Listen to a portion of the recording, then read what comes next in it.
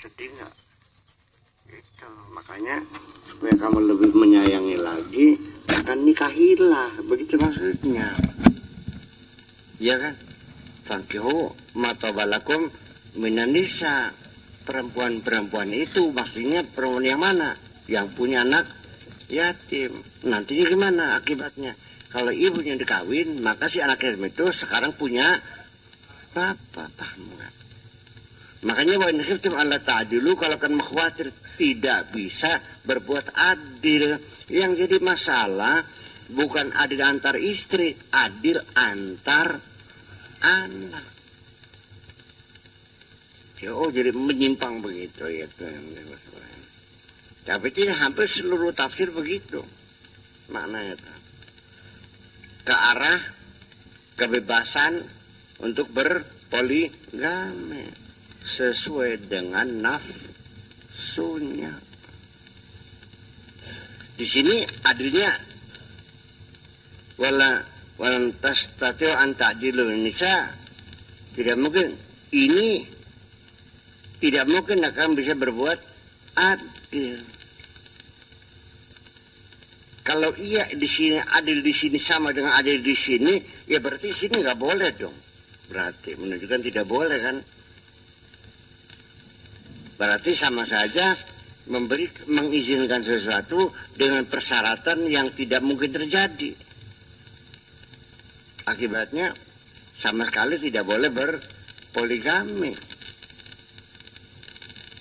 Wa in khiftum alla ta'dilu fawahidatan. Kalau kamu takut tidak bisa berbuat adil, maka satu saja. Keadilan ini keadilan yang mustahil. Berarti boleh poligami enggak? Tidak. Kontradiksi sendiri akhirnya. Gitu. Au mamalakat aimanukum, atau juga ya beli budak aja daripada dari karena Allah tahu loh. Ya, kenapa? Kamu keuangannya mampu enggak untuk ngasih makan anaknya? Gitu. Terus satu saja, dari karena Allah tahu loh. Ya, untuk jangan sampai menjadi beban. Aidah itu kan beban yang harus kita nafkahi. Iya kan? Itu persoalannya. Oke. Hadil ayah allati yuhawilu ba'dun nas an yatahadzaru minha dalilan ala tahrimi ta'addud. Tuh. Hadil ayah allati yuhawilu ba'dun nas, ayat ini yang direkayasa oleh sebagian orang, an yattakhidhu minha dalilan, yang nantinya dijadikan dalil ala tahrimi ta'addud, untuk mengharamkan poligami. Ini molak-malik mungkin. Malah justru yang ini yang mengharamkan, berarti ya sebetulnya mah. Alhamdulillah. Sama saja Kang Sarip mau mengawini seseorang perempuan. Jadi bapaknya ya los. Iya. Syaratnya apa? Ya bersusah juta-juta miliar maning. Padu jaluk jaran si anak sungguhnya baik. Ya, saya minta mas kawinnya kuda yang bertanduk. Ada enggak? Ya berarti boleh enggak? Kan bisa.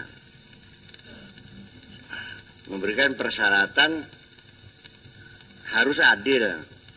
Tetapi adil itu tidak mungkin. Berarti sebetulnya ya ini yang mengharamkan itu. Ini ngomongnya pada kita. Kalau yang tadi saya pendapatnya boleh tapi bersyarat kan gitu. Bukan mengikuti nafsu, mengawini perempuan seenaknya, kawin lagi perawan lagi, kawin lagi perawan lagi, kawin lagi perawan lagi, terus gitu. Bukan begitu. Begini, ini ayat pesannya untuk menyantuni anak yatim, mengasihi anak yatim. Lalu apa hubungannya kalau kawin dengan perempuan lain? Kalau kamu memang sayang kepada anak-anak yatim itu, maka kawinlah dengan perempuan lain atau teman. Bernyambung. sekali lagi saya tidak menyalahkan para mufassirin. Ya, itu tetap sebagai manusia Al-Quran tidak mungkin salah. Saya yakin pasti benar. Yang salah kan penafsirnya. Kalau penafsir mungkin salah enggak? Ya iya, makanya. Para mufassir Nabi bukan, Rasul bukan, malaikat bukan. Tapi tradisi begini ini tidak berlaku umumnya di pesantren-pesantren itu. Iya, disebutnya dog muntap namanya sekarang. Pinter Sirat atau pinter Imam Syafi'i ya. Pinter kita ini pinter kita. Gurat ya ayo. Oke. Itulah persoalan. Wal amru laisa kadzalika, pada persoalannya tidak seperti itu. Pada persoalannya tidak seperti itu.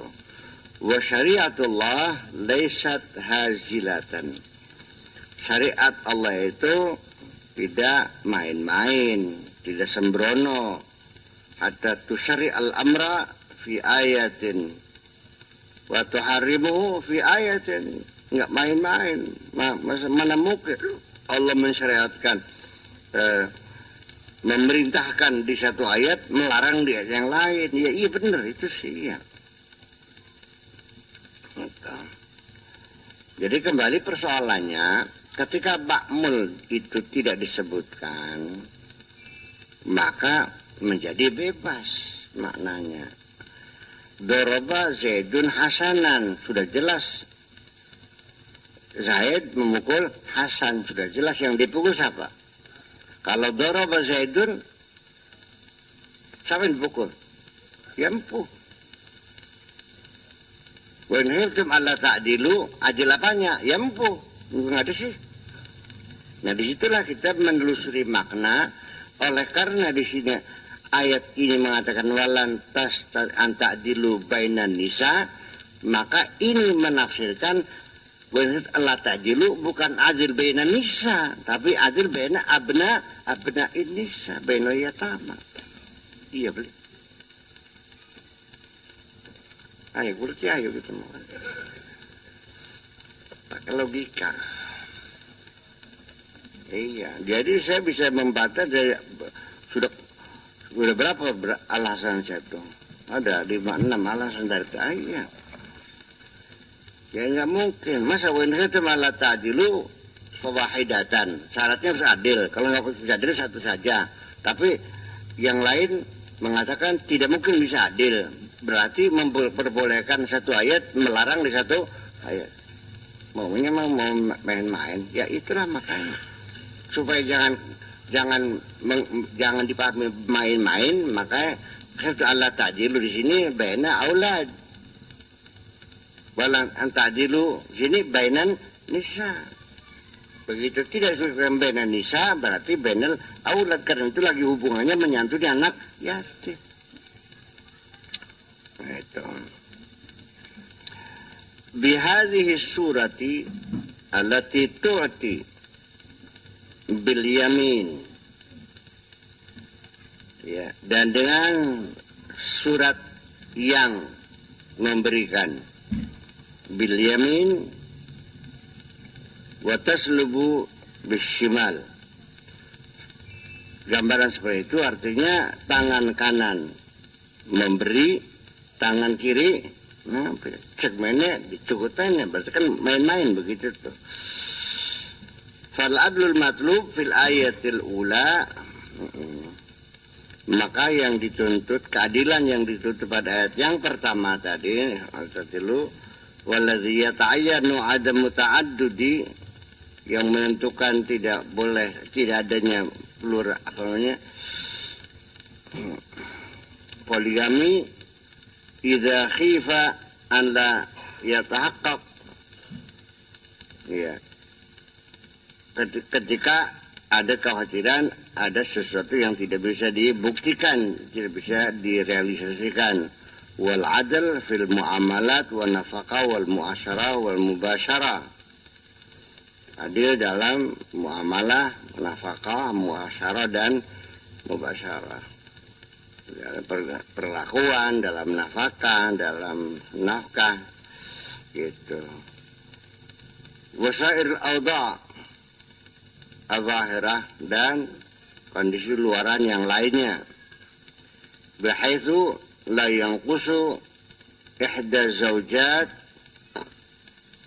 syai'un minha, sehingga jangan sampai ada salah satu istri yang kehilangan itu semuanya, kekurangan. Ya, tidak mungkin dong seorang suami istrinya 4, yang satu sudah 50 tahun, sudah bau apek, yang satu masih gadis cantik jelita. Nggak mungkin akan mengalami kenikmatan yang sama. Makan sate dengan kepala ikan sama nggak? Geblok sama Black Forest sama nggak? ya nggak bisa tetap aja begitu. Bihaitsu la tu'assiru wahidatan dunal ukhra, dan jangan sampai memprioritaskan salah satu istri di atas yang lainnya. Itu nyayanginya. Ala nahwi makana Nabi sallallahu alaihi wasallam, seperti yang dilakukan oleh Kanjeng Nabi. Wa huwa arfa insan arafatul basyariyah, sebagai manusia yang tertinggi, yang paling mulia yang diketahui oleh kemanusiaan. Ini hadis-hadis yang diceritakan oleh Siti Aisyah, ini yang banyak aneh-aneh, termasuk Nabi ini juga ceritanya mungkin niatnya nyanjung Kanjeng Nabi, tapi akhirnya ya melukai Kanjeng Nabi. Ya, adanya di Sahih Bukhari malah ada ya cerita, konon katanya Siti Aisyah menceritakan bahwa Nabi itu menggauli satu malam tuh 11 istri, itu satu malam clear semuanya, merasa puas semua. Bijunubin wahidin, satu kali junub, jadi tap 11, terus junubnya sekalian. Ngeri saya jadi, masa saya harus mau menerima hal yang semacam itu kan penghinaan. Kalau seandainya saya disalahkan karena menolak hadis-hadis yang seperti itu, dan nanti saya dihukum, saya siap dihukum kok. Iya, silakan. Daripada saya menghinakan Nabi kan. Iya kan, kita cukup salah. Ini, jadi ya saya sini juga. Makanya kan saya bertanya, kalau iya mereka itu mencintai Nabi, kenapa mantunya dibunuh, anaknya dibunuh, cucunya disembelih? Itu aja kok. Ya ternyata kamu lebih mencintai aku daripada mereka. Masih demen gak sirang ya Nabi? Percaya nggak? Ya iya. Mau sayang kamunya karena Arab sindrom gara-garanya. Jadi tetap mengatakan mereka lebih baik daripada kamu, kan gitu persoalannya. Minder namanya itu, minder bantah komplek kan namanya. Iya, gimana? Termasuk bapak saya, ibu saya juga orang-orang yang sangat mencintai Nabi ya. Asal ada orang menyebut namanya Habib saja, aduh udah hormati banget. Iya. Jabel, mangka Habib, mangka. Ya Allah, semuanya dikasihkan. Kenapa? Ya karena kadingan yang bapak Tuhan. Boro-boro mata ini boro-boro melukai. Ini persoalannya. Itu. Ya kalau kan seandainya Nabi itu lahirnya di Indonesia, di tanah Jawa khususnya,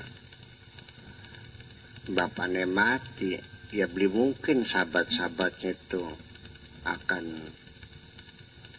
ya umpamanya kalau saya mati di sini, di tradisi kita nggak mungkin santri-santri saya berebut pondok ini dong, nggak pasti secara kultur ya anak-anak kan gitu, mungkin masih cilik apa ya harus beli apa sementara kan gitu, begitu awalnya besar nangcek terusakan bapaknya kan, begitu tradisi kita mah, iya kan, misalnya berebut ya kah paham teman.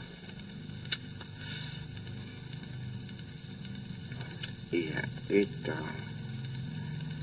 ya, artinya bahwa ini dalam maka bahwa kamu jangan merasa berkecil hati karena menjadi umat Islam di zaman akhir yang waktunya sudah 1439 tahun yang lalu. Kita baca gate ado, bahasanya lain, makanannya lain, nggak usah kecil hati. Innallaha yahdi man yasha. Allah bisa berikan hidayah kepada siapapun yang dikehendakinya. Bagian beli pernah ketemu bagian usue ya tetap nganter ke. Ya pakai urusan badak pribadi ya kok Pak ikut Pak. Ya Pak kok. ya Pak, itu urusan pribadi. Nah iya, yang kau yang ada urusan ya nanti hitungannya mana? Itu. Yaqumu bihi fil waqti alladhi lam yakun ahadun yajhalu min haulihi wala min nisaihi. Fil waqti pada zaman, pada suatu saat alladhi lam yakun ahadun yang tidak ada seorang pun yajhalu tidak tahu min hauli dari sekitarnya wala min nisaihi dan terhadap istri-istrinya. Semua orang tahu. Annahu yuhibbu Aisyah, bahwa dia mencintai Aisyah. Iya, masih muda. Sekali lagi, Aisyah juga. Saya tidak masuk akal kalau Nabi mengawini Aisyah pada usia 6 tahun atau 9 tahun, kata cerita ada 6 tahun 9 tahun, nggak masuk akal. Yuk kita ke sekolah SD. Kalau 6 tahun tuh kelas berapa? Kelas 1. Delengen kah? Masih umbelet beli. Kalau 9 tahun kelas berapa? Kelas 3. Segede apa kelas 3 tuh? Belum menstruasi, masih anak-anak. Terlepas itu, pokoknya saya mah kenceng. Kalaupun iya Nabi menikah Siti Aisyah tidak pada usia dini seperti itu. Sudah balik, sudah dewasa. Ya, itu hitungan maksimal ya di atas 15 tahun, 16 sampai 18. Gitu. Karena Aisyah pernah ikut perang. Ada catatannya, dan tradisi yang ada pada waktu itu, anak-anak tidak boleh ikut perang kecuali kalau sudah berusia 15. Berarti Nabi sudah 15, 3 tahun kemudian baru dinikah. Jadi berapa umurnya?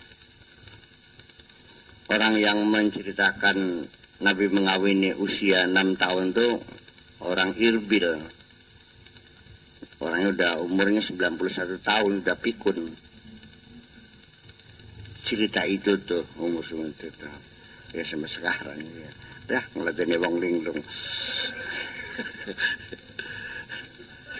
Iya, ya, tapi ya di sejarah begitu. Wa yuwasiluha bi'atifatin qalbiyatin khasah, dan diberikan kepada dianya kasih sayang hati yang khusus, ya. La tusyarikuha fiha ghairuha, yang tidak sama dengan yang lainnya, yang lebih dimanja, lebih disayang, ya. Fal qulub laysat milkan liashabiha, karena hati ini bukanlah milik yang punya, tidak bisa mengendalikan hati, ya kan begitu. Innama hiya baina isbi'aini min asabir rahman. Tetapi hati itu ada di dua jarinya Allah yang Maha Penyayang. Dua jari itu artinya begini tuh, dua jari itu artinya itu. Yuqallibuha kaifa yasha, bisa dibolak-balik sesuai dengan kehendak Allah. Itu. Bukan kita yang menggerakkan, Allah yang menggerakkan demah hati. Ya, kita bersahabat dengan seorang perempuan dari sekolah sampai pekerjaan, nggak pernah jatuh cinta, jembu baik, iya kan? Tapi kenapa naik kereta api Silver Express ketemu sekali langsung nyangkol, iya kan? Betapa sering kita mencintai perempuan yang gagal, akhirnya kawinnya dengan yang tidak diduga. Iya, mana ditolak. Akhirnya yang tidak diduga-duga. La tusyarikuha fiha ghairuha fal qulubu laysat milkan li ashabiha innama hiya baina isbi'aini min ashabir rahman yuqallibuha kaifa yasha. Faqad kana sallallahu alaihi wasallam ya'rifu dinahu wa ya'rifu qalbahu. Padahal kan yang Muhammad tahu agama, dia paham agamanya. Wa ya'rifu qalbahu, dan paham hatinya. Fakana yaqul Allahumma hadza qismi fima amliku. Wahai Allah, inilah bagianku fima amliku, apa yang aku miliki. Fala talumni, dan janganlah engkau salahkan aku fima tamliku, apa yang kau miliki, wala amliku, dan tidak aku miliki. Hati ini memang ia milikku, tapi jangan kau salahkan, karena apa yang ku miliki adalah milikmu. Itulah maksudnya. Artinya hati kita ini, bahwa aku lebih senang kepada istri yang lebih cantik, dong, lebih muda. Istri tuanya Syahrini, istri mudanya Tarsem. Iya, bukan yang lebih muda, yang lebih cantik. Lebih muda, tapi tidak cantik. Yang tua cantik. Senang mana?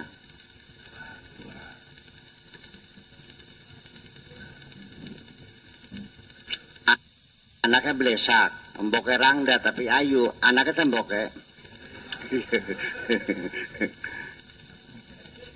Non, wah ya wis kawin, aduh geturan, kenapa milih emboke baik? Ada tuh begitu tuh.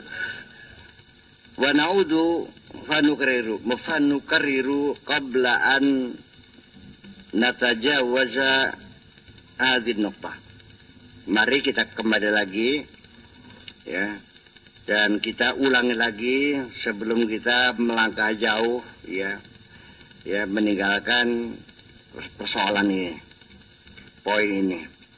Anal Islam lam yunsi at-ta'addud. Islam tidak membolehkan, maksudnya poligami. Innama haddadahu, tapi memberikan batasan-batasan, tidak melepaskan secara mutlak, tetapi juga dengan persyaratan-persyaratan dan batasan-batasan. Walam ya'mur bita'addud, dan Islam tidak pernah menyuruh untuk berpoligami. Innama rakhasa fihi wa qayyadahu, tetapi hanya diberikan sebagai dispensasi. wa qayyadahu, dan juga diberi persyaratan, dibatasi dengan syarat-syarat. Wa rakhasa fihi, di mana poligami itu diberikan rukhsah, diberikan dispensasi, limuwajahatin waqi'iyatil hayat al-basyariyah, untuk menghadapi realita kehidupan manusia, menghadapi berbagai macam kasus yang terjadi dalam kehidupan manusia secara real. Wa daruratil fitratil insaniyati, dan juga daruratil fitrah manusia, dan juga keadaan kondisi mendesak insting manusia. Hadhi darurat, ya, keterpaksaan ini, watil kalwaqiyat, dan realita itu, allati dzakarna, yang telah kami sebutkan, ba'dama takshifu lahu hatta al-an, yang telah kami sebutkan, kami ungkapkan yang kepada kita sampai sekarang, minha, antara lain sudah kami sebutkan, wa qad yakunu wara'aha ghairuha tudhiruhu atwarul hayat, dan yang terkadang ada di belakang itu, ya, ya ada yang lainnya yang dilahirkan, ditampilkan atwarul hayat fi ajyalil ukhra, yang mungkin terjadi pada perkembangan kehidupan pada generasi berikutnya. Wa fi dzurufin ukhra, dan pada kondisi yang lain. Kadzalika, begitu pula, kama yaqau fi kulli tasyri'in aw tajhihin, seperti yang terjadi pada setiap ajaran syariat atau tajih atau pengarahan, aturan-aturan ja'a bihi hadzal manhaj ar-rabbani, yang dibawa oleh agama Tuhan ini. Wa qasrul basyari fi fatratin min fatarati tarikh, dan keterbatasan manusia dalam fase-fase sejarah manusia, an isti'abi kulli ma wara'ahu min hikmatin wa maslahatin, untuk menguasai, memahami secara total semua apa yang terjadi di belakang hikmah dan di belakang maslahat, semuanya itu. Fal hikmatu wal maslahatu muftaradani wa waqi'atani, hikmah dan maslahat semuanya adalah menjadi hipotesa yang mungkin terjadi dan realistis fi kulli tasyri'in ilahi, dalam ajaran Tuhan. Saud adrakahal bashar am lam yudriku huma, baik yang dipahami ataupun yang tidak dipahami oleh manusia. Fi fatratin min fatarati tarikh, dalam fase-fase sejarah al-insani, manusia al-qasir, yang pendek ini. Antarikil idrakil basyari, melalui dengan pemahaman manusia al-mahdud, yang terbatas. Subhanantaqilu, kemudian kita beralih, lanjutkan ilal ijra asani, pada tindakan yang berikutnya, allazi tanussu alaihi ayah, yang dinyatakan di nas ala ayat tadi, indal khauf, ketika ada kekhawatiran, min adami tahqiqil adl, terhadap kekhawatiran untuk tidak bisa berbuat adil, yang bunyinya fa in khiftum alla ta'dilu fawahidatan aw ma malakat aymanukum, apabila kamu khawatir tidak dapat berbuat adil, maka sebaiknya satu saja, atau apa yang dimiliki oleh tangan kananmu, artinya budak, beli, masih mending tuku baik. Ini kayak cerita dulu, PNS yang ternyata karena PP 10 itu, kalau PNS ketangguhan punya istri lagi poligami langsung dipecat. Tapi kalau ngelacur enggak kan? Nggak ada. Itu makanya dalam briefing dengan Pak Ali Sadikin, Gubernur DKI, terhadap karyawan yang ada di lingkungan DKI, pesennya daripada beli kambing sebaiknya beli sate aja.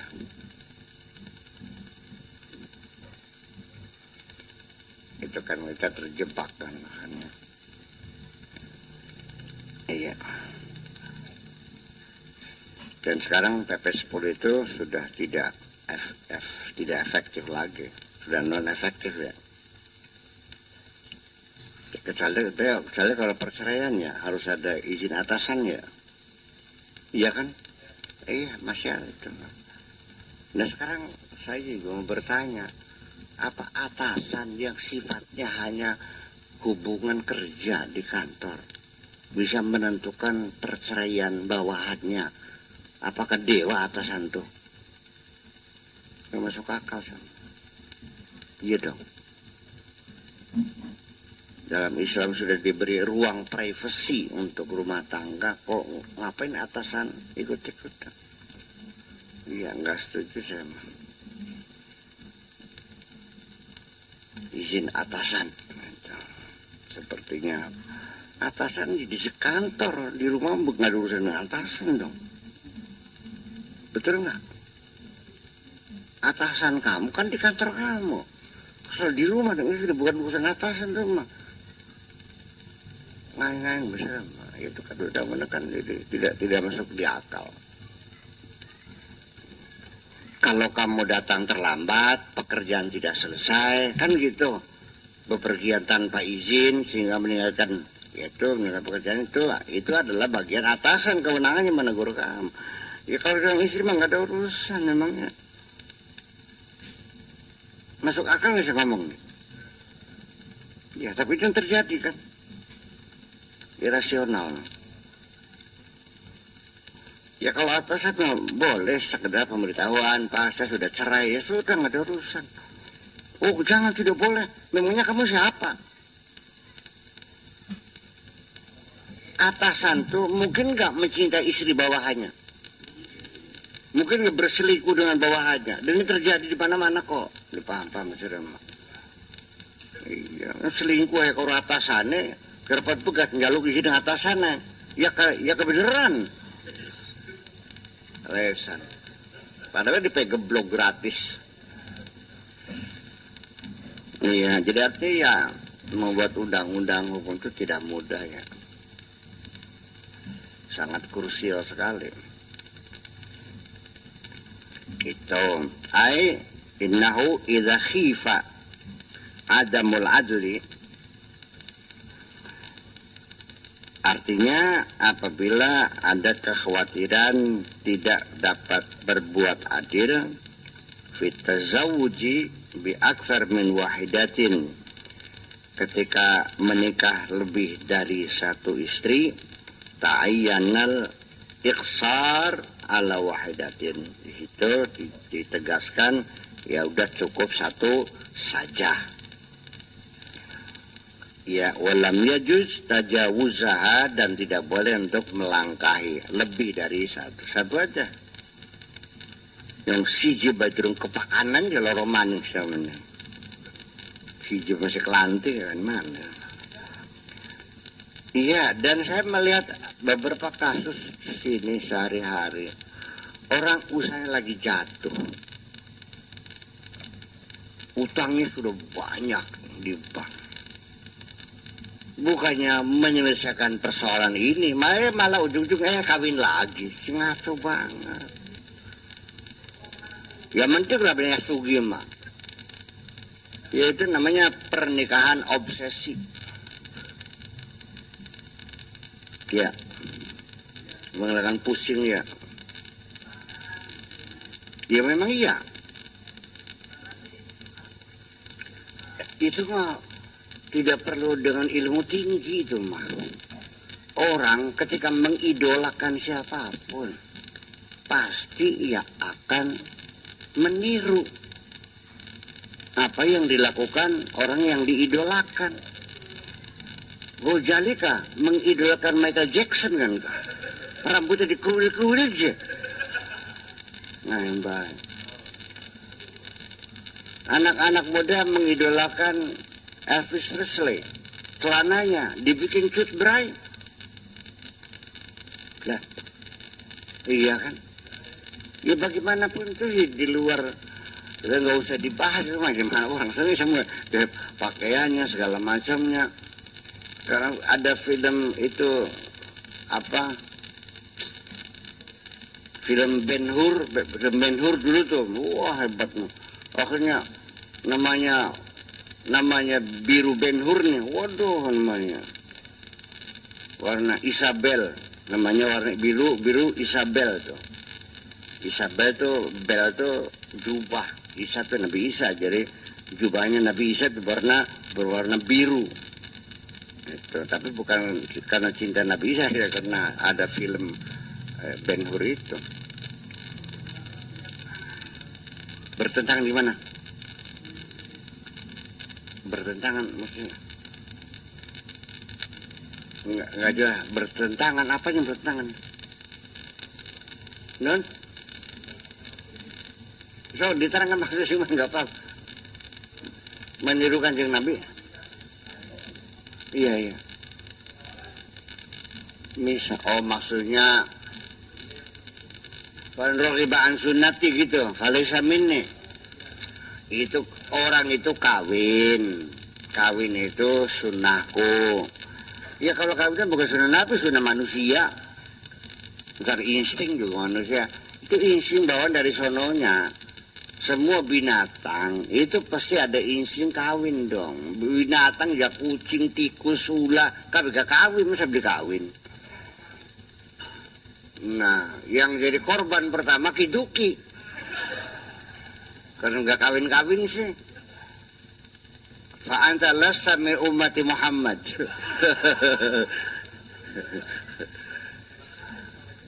Ya itu, karena nggak kawin. Ya bukan begitu maksudnya. Kalau gitu gimana nggak kawin tuh supaya ibadahnya khusyuk.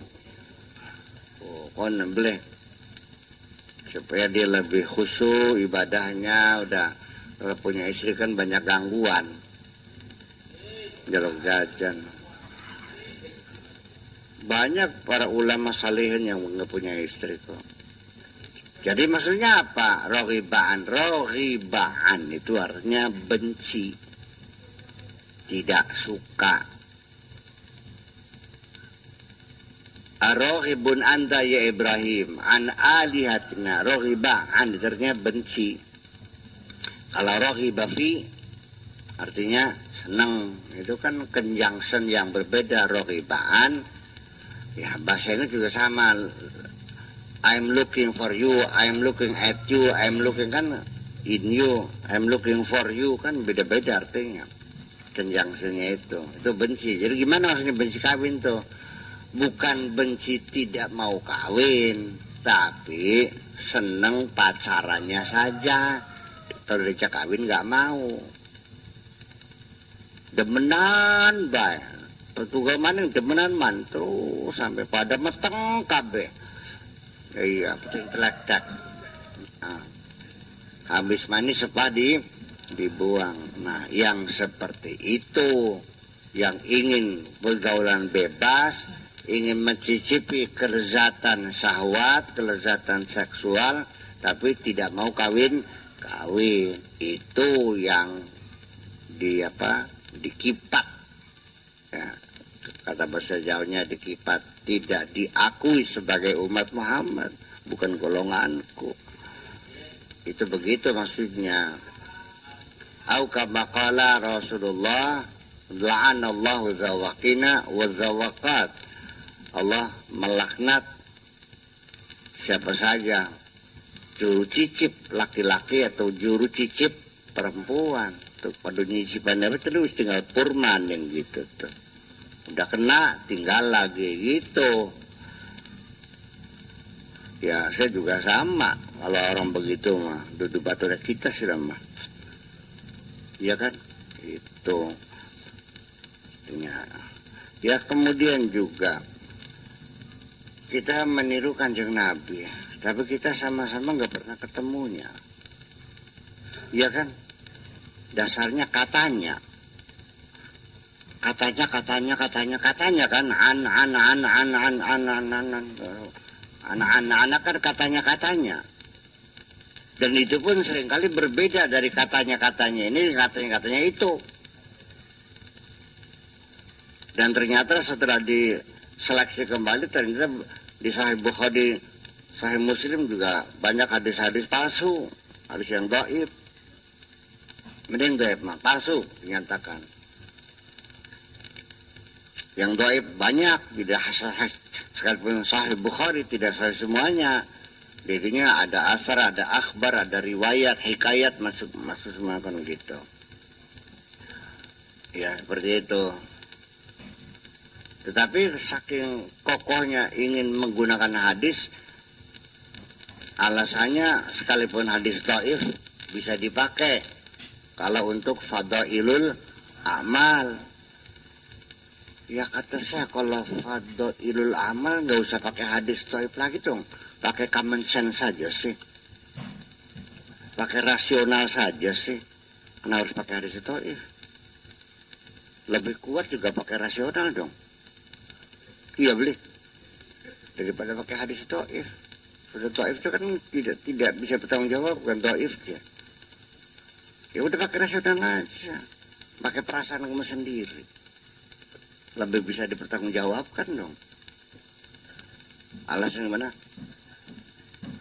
Iya, kalau hari iya, yang jadi masalah kan begini, kita ini kan sulit untuk melepas hadis sebagai sumber hukum, karena kita orang Islam ini beranggapan atau meyakini bahwa Nabi itu sahibul wahyain, mendapat dua wahyu, wahyu hadis dan wahyu Al-Quran. Ketika redaksinya dari sono namanya Al-Quran, kalau redaksinya dari sini namanya hadis. Nabi itu kalau ngomong bukan dari hawa nafsunya, tapi berdasarkan wahyu. Berarti omongan Nabi wahyu juga kan? Wa ma yantiqu 'anil hawa in huwa illa wahyu yuha. Itulah dalilnya bahwa Nabi punya dua wahyu. Jadi apa yang disampaikan sebagai wahyu Al-Quran, yaitulah sudah pasti. Yang kedua, apa yang dikatakan juga wahyu juga. Makanya kita gak bisa marah. Cuma yang jadi masalah kan, Nabi setelah meninggal pada abad pertama, awal abad kedua, baru hadis-hadis dikumpulkan. Ingat, waktu itu belum ada kaset, belum ada alat rekam, belum ada kamera. Iya kan? Belum ada flash disk ya. Masalahnya dalam ingatan, nulis juga nggak bisa mereka kok. Katanya sudah 100 tahun kemudian. Udah sekarang, saya mau nanya sekarang nih, pengajian saya malam Jumat yang kemarin masih ingat nggak? Iya, dan banyak hal yang aneh-aneh gitu. Tapi ya, makanya ya tetap kita ada dirosa, diroya, riwayah, sanad, segala macam. Itu teori-teori muhaddisin memang iya. Tapi saya lebih mengutamakan dirosatun nusus.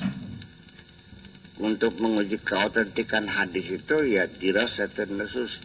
Studi teks langsung dari teksnya. Kalau kata-kata akwal, hadis akwal. Kalau hadis hafal kan yang cerita kan tetap sahabat yang cerita.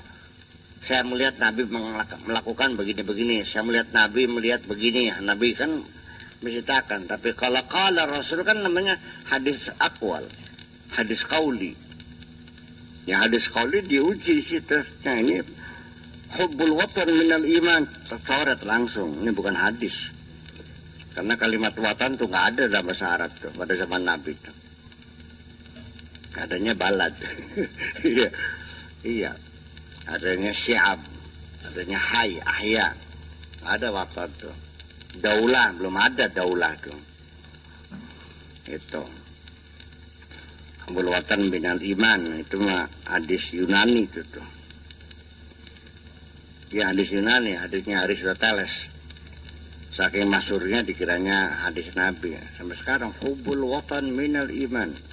Cinta tanah air sebagian dari iman. An-nazafatu minal iman. Kebersihan sebagian dari iman. Sebagian.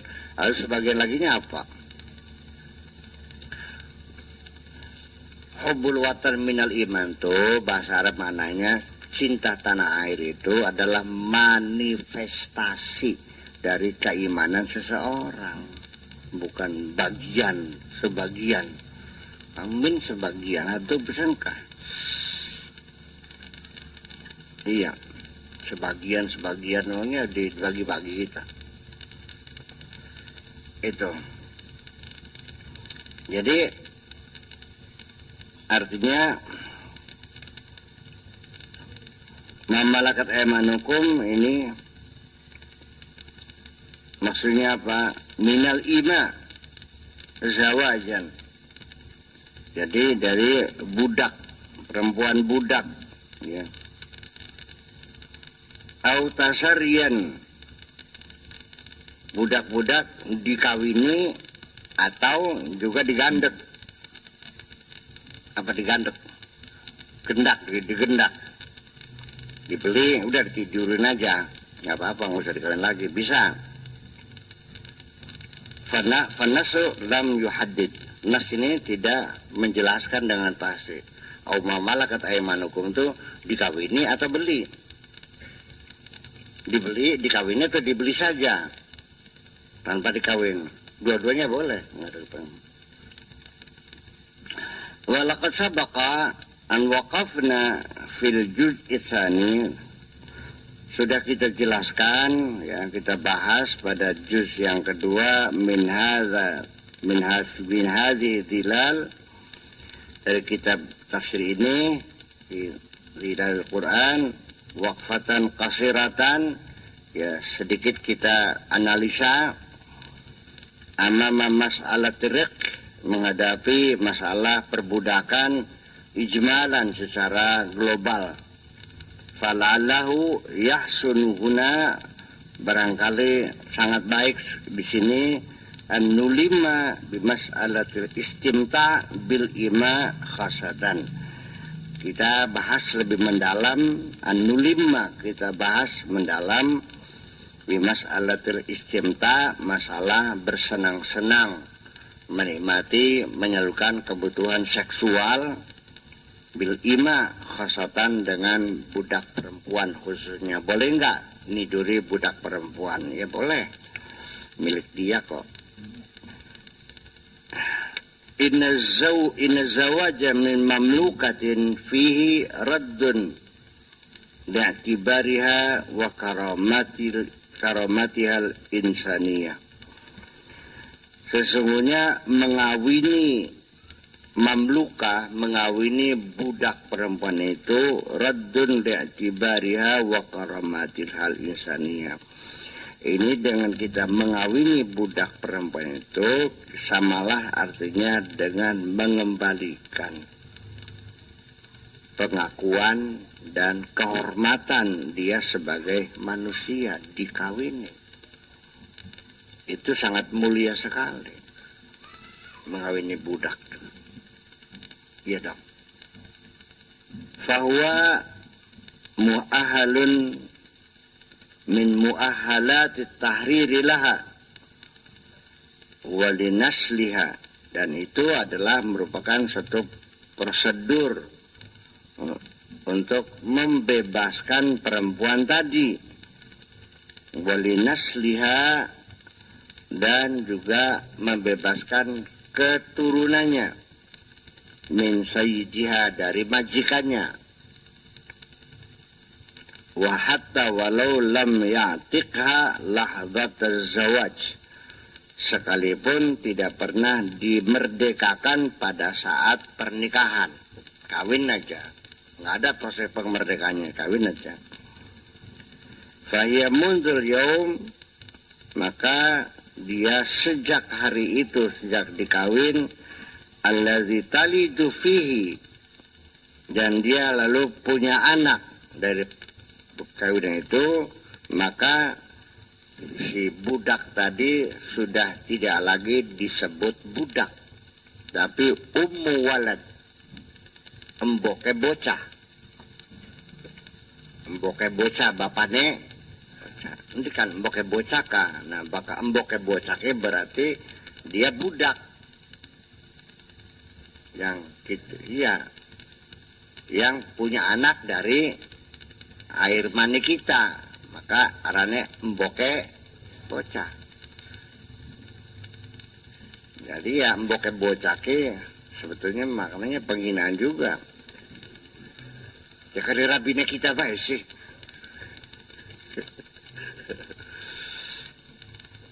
Ya udah tuh, bahasanya tidak kesana konotasinya, kan itu namanya bahasa secara kebetulan, bukan penghinaan.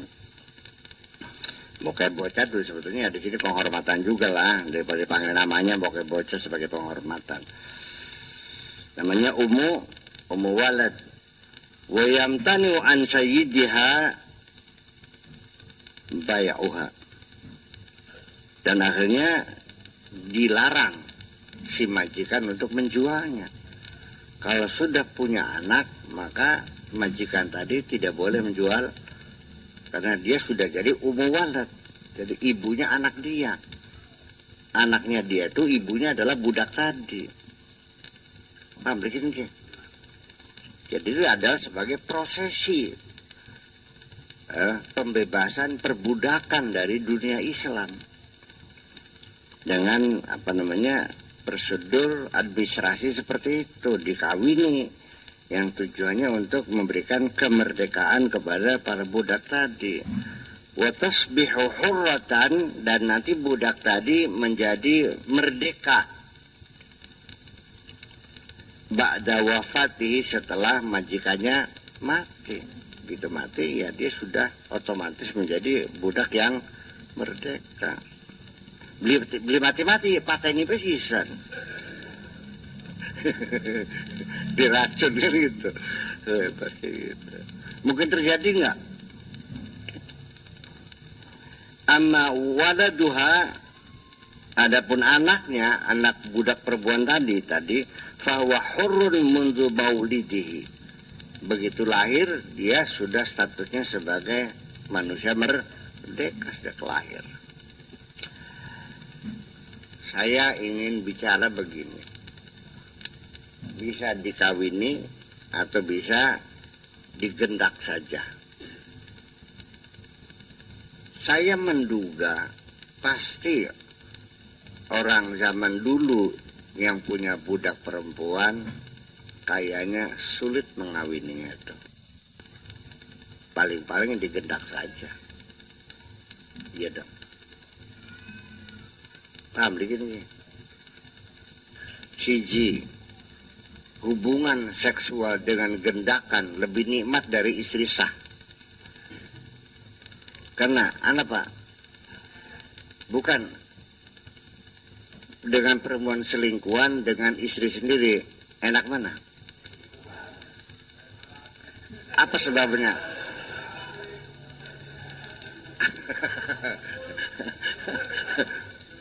Apa sebabnya? Karena dibumboni ning setan. Wono sing ngecapi nyabrek bawak sabrang, rame bleh. Iya, setannya ka dirubung koprok man dia, ayo. Ayo nang, terus nang, ayo nang. Setannya kan gitu. Ya karena dengan hawa nafsunya. Kalau si sendiri kan kadang-kadang ada perasaan kewajiban. Aduh, bikin muka aneh kan bagaimana melas seminggu nganggur baik. Ya bos. Jangan ketawa Rem. Kayak silang konon gua apa mereka. Seperti ini terjadi. Ya, tapi dua-duanya sama lah, artinya akibatnya sama. Mati dia merdeka, anaknya langsung begitu lahir ya bisa merdeka. Nah, ini adalah salah satu prosedur membebaskan budak. Ini orang Islam sendiri sampai sekarang masih meyakini bahwa perbudakan itu sah.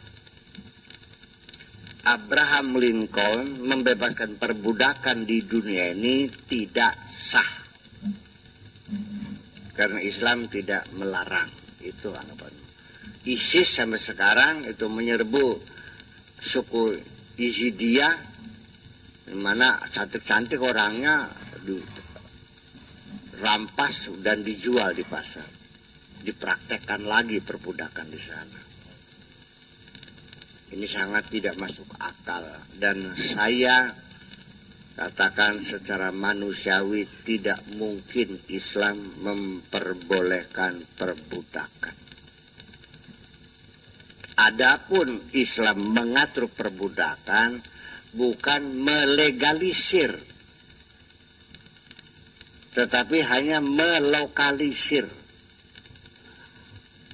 Hanya mengakomodir kondisi yang ada.